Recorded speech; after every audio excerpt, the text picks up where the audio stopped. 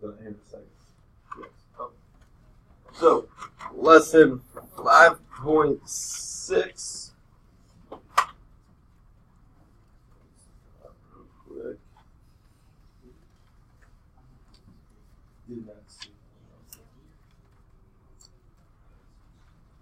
Okay.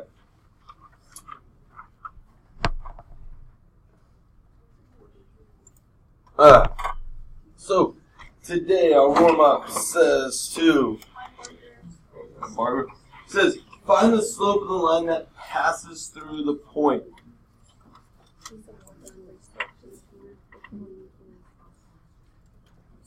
Okay. So find the slope. What is my equation that we use to find slope again? Jackson? y1 minus y2. No, y2 minus y1 over x2 minus x1. Good. So y2 minus y1 over x2 minus x1. I still have a few people that are having a little bit of struggle with that, and remember which one's which. So this is an important thing. And then remember, when we look at points, you can easily just identify them this way. It's best to show your work. I've had people on their tests, they're not showing their work, they're trying to do things mentally, and that's where we make mental mistakes. Showing work is supposed to help us avoid that. So, I'm going to go -4 minus, because it says the minus y1 is 1. x2 is 6 minus x1 was -4. So -4 minus 1 is -5. But when I get here, I notice it's minusing a negative. Well, minusing a negative is the same thing as just adding a positive. So we change it so it's 6 plus 4, which is 10. This can simplify to -1/2. And we want to leave our slope as a fraction. I've been having some people that have been simplifying and going to like 0.5. No, we want our slope to be a fraction. Or a whole number, I guess. So, number 2, I did that one. I'm going to pause real quick. I want to make sure everyone gets it done. So, you go ahead and do number 2. Alright, so going ahead and working on this, you should have set up the equation to say 6 minus -3 all over -1 minus 2. When we simplify that, or when we solve it, it became 9 over -3. Simplifying became -3. Alright, I'm going to skip number 3 for now. I feel when I do this, it takes me a little bit longer, and I want to kind of get moving on our lesson so we have enough time. So, today's learning goal. I can model data with scatter plots. I can create and analyze a line of best fit to make predictions about data. Okay, I'm going to start this lesson off by saying a little bit about scatter plots. One thing I love about math is usually there's a set answer.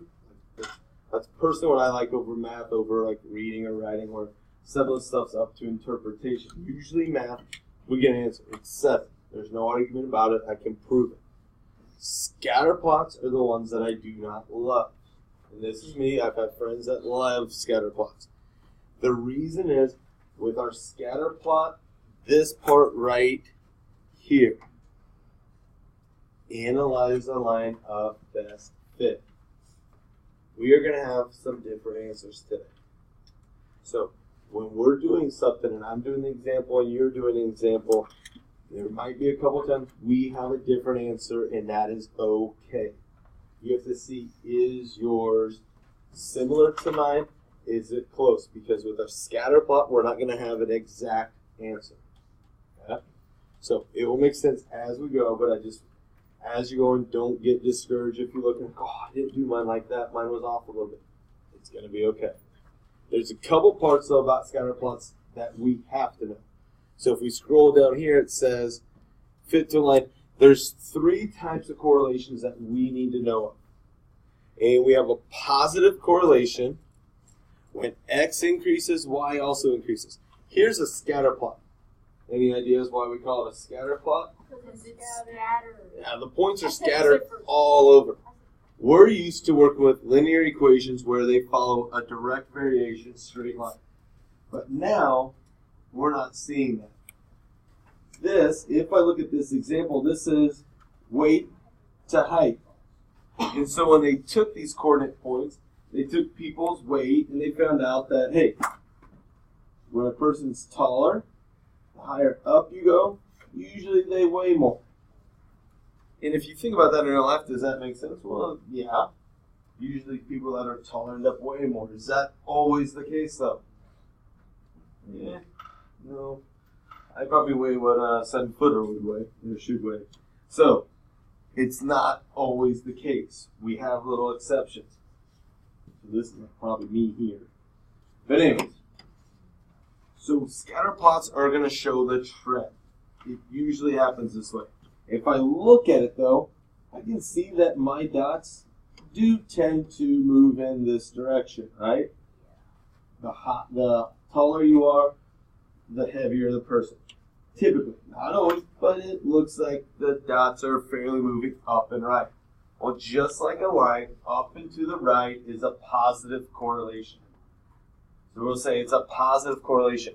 A negative correlation down here, if I look at all these dots down here, they tend to move down this way. Well, down and to the right. So when we go left to right, the line's going down, just like a linear line. That's called a negative. A no correlation, x and y have no relationship. The dots are just truly scattered. This is an example. People have tried doing this. They've looked at people's IQ, how smart they are, their level, compared to their shoe size. And they found there's no correlation. Because you have a bigger shoe does not mean that you should be smarter than the other person that has a smaller shoe. So we don't really have anything. I could almost just say it goes like this. There's no correlation. Nothing happens. Okay. We use this. I had a teacher when I was doing my ed specialist degree. Tim Wald, the guy was an amazing math person. And he was showing how we use scatter plots and we compare things and how people do it in sports. They were looking at professional golfers, how fast club speed is to how far the ball goes, how fast club speed is into their overall score, the club speed to how many times they hit the green, the height of the player, to how, and they did everything you could think of to find a correlation. They used it with basketball and with baseball. And the reason they started getting into this stuff, especially in baseball, was then they would use GMs, people that would hire players, fire players. They'd use those to make a guess on a rookie coming up. Hey, this guy fits in our correlation. He's on the high part. We think his output's going to be good. So what we're going to look at today, the reason I'm bringing this up is this is real stuff that people will look at. The data, the stuff that we'll use can make big impacts. So it's important that we understand it. So, once again, positive, negative, none. Now, usually in math, the points all fall on the line. We've had that with linear equation. All our points have fallen on line. However, in real life, our data is never perfect. So, we draw a line of best fit. The line of best fit is either a smooth curve or a straight line, just like you see in these two pictures. They have the dots, and I either give it a straight line or I do a nice smooth curve. We do not connect dots. So when you look at these two pictures, what the person did was just connect the dots to show the correlation. We will not do that. Okay? We are using, this is what we're calling the best fit line. Okay? It might not hit. If you look at here, did it land on every one of the dots? No. No. But what can you notice? I'm going to try zooming in on this. Well, I'm failing at light. There we go. That's as good. What can you notice though about that line and the dots? Derek, what do you have? I'm noticing that the dots are not all the dots are on the line. Okay. There's even a dot that's not on the top part that's not even touching the line. Okay. You see that? Like this one's not even touching. I don't think that one's touching. Something else. Jackson? The first dot and the last dot are touching one. Oh. Okay, that's good. Doesn't have to be though. That's something good. That just happened to be a coincidence. They're all very close to the line. They're all close to that line. There's one other thing about the dots compared to the line. Joshua? The dots aren't straight. They're not straight. Sean? It's like only like one above. Good. And this is happening because we don't have many dots. When we have more, it will be there. But what he was saying, it went like above, below, below, above, and it was going back and forth. Typically, it's not going to be that special with a lot of dots because we have a lot of data. But what we do when we do a best fit line, when I draw that line, I want to draw it in the middle of the dots. So I essentially have about the same amount above the line as I do below the line. So they're about equal. So I'm trying to find like the average in between the two. Also, I want the ones that are above it to be about the same distance away as the dots below the line are from the line. So it's almost like the absolute value. We want the ones that are above to be the same distance as the ones that are below. Does that make sense? Yeah. So let's see what we can do with this. When two sets of data have a positive or negative linear association, you can use a special line called a trend line to show the association more clearly. That was just saying when it said positive or negative linear association, it was saying that we had a positive correlation or a negative correlation. We looked at those dots. We can see the dots are kind of going up to the right. I shouldn't say dots, they're coordinate points.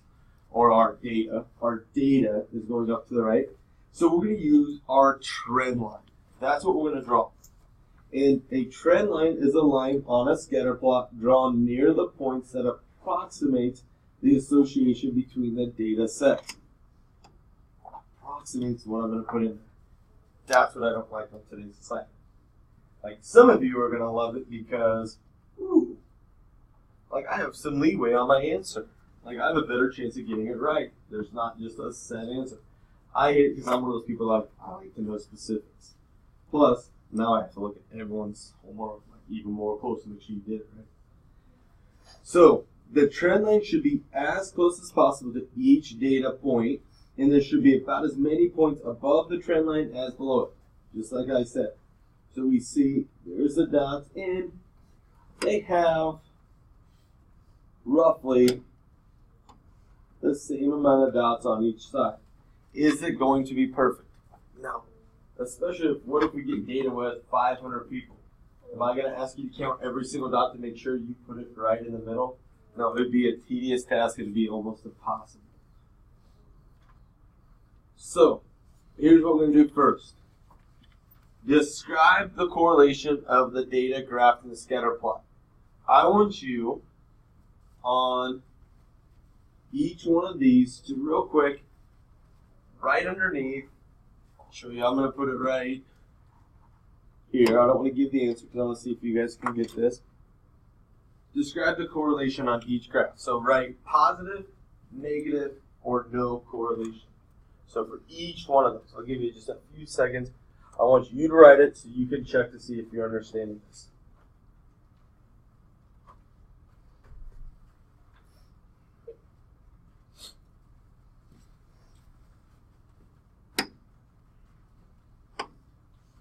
Alright, so on A, who do I want to pick on? Ethan, what do you think? What on A is the correlation? Are we having a positive correlation, a negative, or no correlation? Positive would be correct. You look good on YouTube now today. I thought you said this wasn't going on YouTube. We put on that. So, Hi, YouTube. So, Ethan was absolutely correct. Our our data was the positive one. It looks like the more hours I studied, the higher my test score was going. This is the one part I do use common sense in when I try to do correlations. Does my answer make sense? Well, does that make sense to say I'd have a positive correlation saying, hey, if I study more, I should do better on the test? Do you think that's really true? Yeah, probably. Does it work for every situation? No. So that's why it's a scatter plot. It's not a straight line. There's no rule that says, if you study this long, your score will be this. It's just a correlation. So we have a positive. How about on B? How much we watch TV and our test score. Alexander? Study hours during the non-exam weeks and exam weeks were both negatively correlated with So negative? the graph. Negative correlation. Now, what they've looked on here, and we can debate and all this stuff, I don't know what the whole study is doing because when did they watch TV? What TV shows were they watching? How were they on school? This is stuff.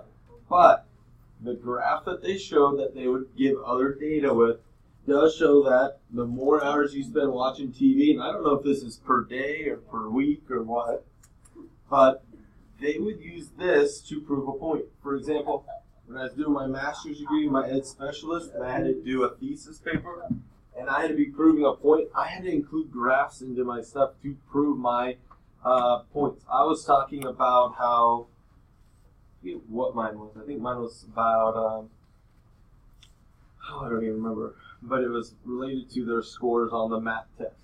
And I was able to find when I made a claim saying, well, if this is true, your test score will be lower. I had to prove that, so I had to insert in one of my scatter plots. Now, use the scatter plot to predict a reasonable score for 4.5 hours of study. First thing I'm going to do is I'm going to draw my trend line in.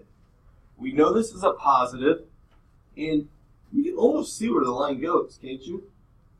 It almost looks like there's an opening right in there. Something like this. Now, yours might be just a little bit different, and that is okay. But now when I'm asked the question, use the scatter plot to predict a reasonable test score. So if I studied 4.5 hours, I would go to my scatter plot. Here's 4. This is 5 hours. So right in the middle, I think it should be right about here. If I follow that over, I think I should score a 70 on my test. That is how we will use our scatter plot to make a reasonable guess. Now, if I would have drawn this just a little bit different, or you guys use something over, you might have said, oh, I think you should get a 68. That would be okay. Okay? So go ahead and do B. Use the scatter plot to predict the test score for 7.5 hours. I want you guys to write in your answer for me. If I watch 7.5 hours of TV, what do you think I will get on a test?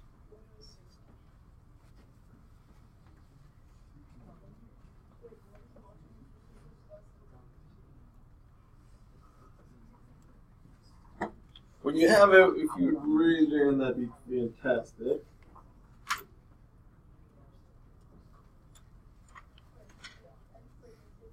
All right, Aiden, what did you say? 63. What did you say? 61. 65. 62. Somewhere along the mid-60s. So if I look at 7.5, here's 7, there's 8, 7.5. I'm going to come up, I'm going to draw my trend line real quick. My trend line is going to be as straight as I try to make it. 7.5, I'm thinking it's right in here. Yeah. I would have said, me personally, I would have probably said 62. If you said 65, I would say you were probably close. 61, you were probably close. If you would have said 55, I probably count that wrong. If you would have said, I think it's going to be 70 or more, I would have counted that wrong, because if you would have said 70, your point would have been up here. Does that look like it fits with our correlation? Not really. No. So there's a little bit of leeway that I'm going to give you guys on your answers, but it has to be fitting with our correlation. So if I would have said here or here, there, here, any of those are close. So we have to use our data and be smart, and kind of use our own judgment. Does that make sense? So using a line of fit to model data. Make a scatter plot of the data. To make that scatter plot, all we're doing is we're putting in a bunch of coordinate points. Make sure you're following along and not just stopping. So our data, all these dots that we had here, these are just coordinate points. Someone collected the data, put them in, and they got them graphed. They used a computer to do it quicker, but I could do this freehand, which we will be doing. So you are going to make a scatter plot of the data. I'm going to use my coordinate points. Decide whether the data can be modeled by a line. So mainly, is there a correlation between the data? Can I make that trend line? Draw the line that appears to fit the data closely. There should be approximately as many points above the line as below it. Write an equation using 2 points on the line. Here comes the trick part now. Write an equation using 2 points on a line. The points do not have to represent actual data pairs, but they must lie on the line of fit. This last one's tricky, but I'll show you how we do it. So, equations of trend lines. Step 1. So, we're going to pretend they already did steps 1 through 3, okay? Because they already put all the data points on. They drew the trend line. Here's how you write your equation over your correlation. I'm going to identify 2 points on the trend line, and I could choose any 2 points. I could say this point and this point, or this point and this point. But we want to choose points that are easy to identify. Is this point easy to identify? It's between 8 and 9, and it's between 50 and 60. Do I know what it really is exactly? No. So that's not a good point. If we look at what they used, their point was that you followed the line and said, hey, look, it crosses my grid right here. It happened to cross it perfect. That point is 2, and that one is 20. So they used the point 2 and 20. How many points do I say we have to identify? 2. Why do you think I'm going to use 2? Good job, Sean. I'm going to look for the other one. I'm going to follow this line. That's not a good point. Ooh, I could have used. I'm surprised they didn't use 430. I would have. But they used 640.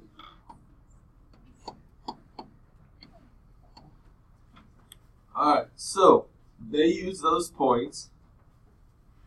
Step 2, like Sean said, I want to find my slope. This top one is the point that came first. So I'm going to write down, this is my x1, this is my y1, because this came first. That's my first point. This is x2, this is y2. So I do y2, I think Jackson's the one told us, y2 minus y1 over x2 over x1. So 40 minus 20 all over 6 minus 2. And that gives me 20 over 4. And it simplifies to 5. Awesome. Our slope on our trend line is 5. Now, real quick, before I go any farther, if you drew your trend line a little bit different, would you have the exact same slope as me? No, I want to make that point clear. They drew the trend line, so we're using theirs. If I would have looked at this, I'm going to draw it, then erase it. if I would have looked at this and said, okay, I want to make my line right through there. That one actually doesn't look too bad. Maybe this is a little too low because that looks high and there's not one like that. But if I would have done that, my points would have been different. My slope is steeper, so my slope would be different. But it has to be a reasonable. So that's why I keep warning you guys that we might not have the exact same answers. Right now we should because we're using the same stuff. Slope is 5. Y-intercept. Can I find the y-intercept? How can I identify the y-intercept? Caitlin?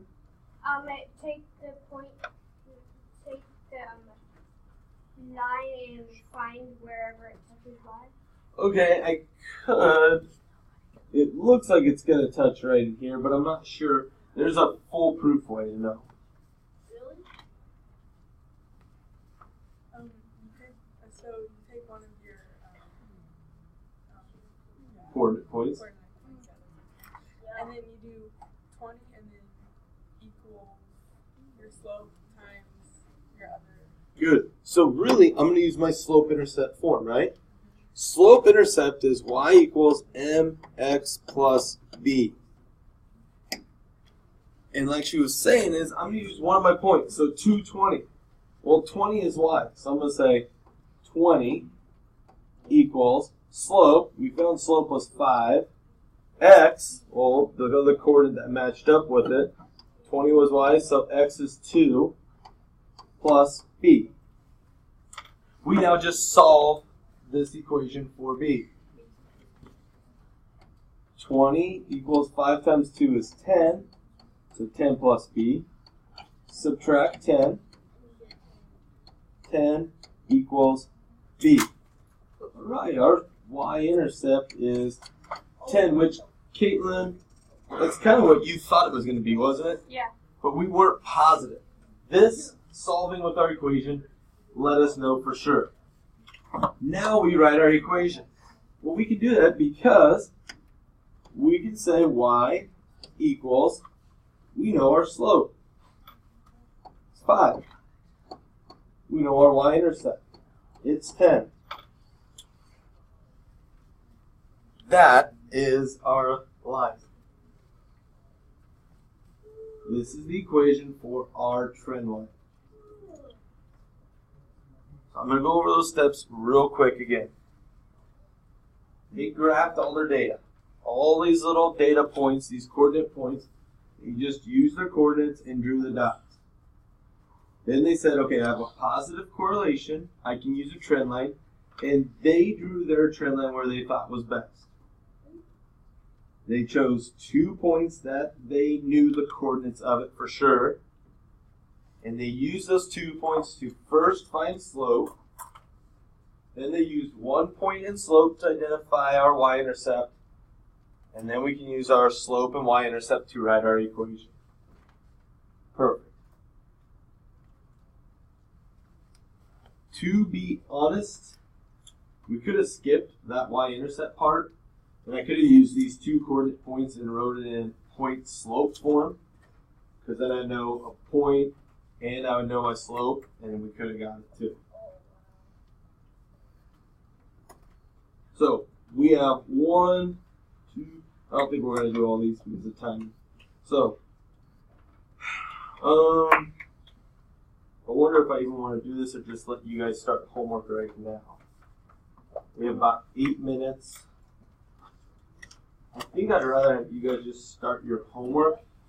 That way if you have questions on it, I can help you. So, here's our worksheet. I want you to look at this with me. I'm going to go over it real quick. I will hand it out to anyone that wants it. On 1 through 6, you are simply writing if it's a positive correlation, a negative correlation, or no correlation. They say relatively no correlation. You can just say positive, negative, or none. I'm okay with that for this. That's all you're doing on 1 through 6. On 7 through 12, and I might change your homework just a little, so make sure you pay attention. 7 through 12, they've graphed for you. They want you to draw on the line. So if I do on number 8, I do this line. They want me to write the equation. My next step is to identify those 2 coordinate points. Find the slope, find y-intercept, and graph it, or write out the equation. I feel like that's going to take some time. That's why I want to look at your homework, and I'm probably going to cut way down for you.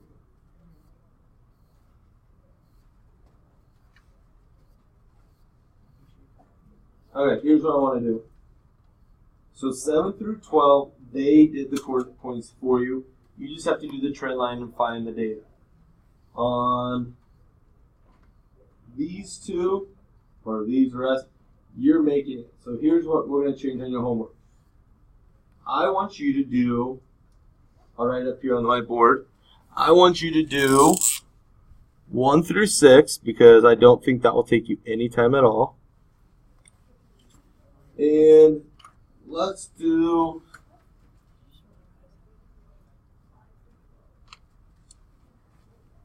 number 7 through 12, only the, I don't care, do you guys want to do the even ones? Do you want to do 8, 10, 12, or do you want to do 7, 9, 11? 7, 9, 11. Perfect. We'll do the odds. And then let's do let's do this. We'll just make it this way. 7 through 13 off. That's all I'm going to make it. 7 through 13 I'm on showing you. So, here we go. Your worksheet, just to make sure everyone understands it. Everyone listening, so we have the right thing, so you're doing your homework. 1 through 6, all of it. Because all you're doing is telling me, is it a positive, negative, or no correlation? Should not take you but a couple seconds. Then, I want you to do 7 through 13 odds. So you're going to do number 7, 9, 11, and 13. 7, 9, and 11, they did the data for you. You're going to put in the trend line, identify 2 points, find slope, find y-intercept, write the equation. On 13, they gave you the information. So you have to do one extra step than you did before. You're going to have to take these coordinate points, 0, 2, graph it. You're going to have to put that coordinate point. You're going to put all your data on this graph, then do your trend line, then identify 2 points, then do slope, y-intercept, and the equation. I'm not going to make you do the rest of the worksheet. Okay? I think it's just because I think this will take some time, and I want you to take your time and do a good job. Okay?